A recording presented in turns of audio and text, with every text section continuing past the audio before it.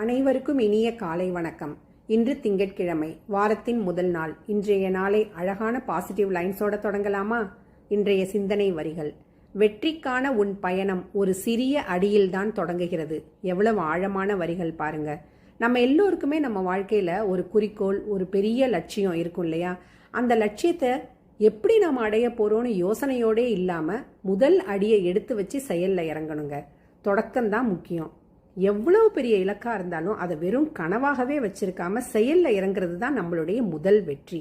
நாம முதல் அடியை எடுத்து வைக்கும் போதுதான் அந்த பாதையில இருக்கிற சவால்கள் நமக்கு தெரியும். அந்த சவால்களை எப்படி எதிர்கொண்டு வெற்றி பெற முடியுங்கிற வழியும் நமக்கு கிடைக்கும். ஒரு சின்ன உதாரணம் பாருங்க.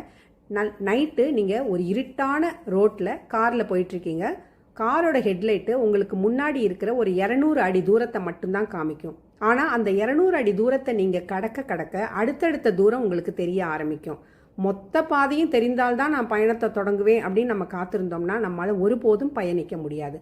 அதனால் நம்ம லட்சியத்தை நோக்கிய பயணத்தை ஒரு சிறிய அடியை எடுத்து வைத்து இன்றே நாம் தொடங்குவோம். இதுவும் கடந்து போகும்.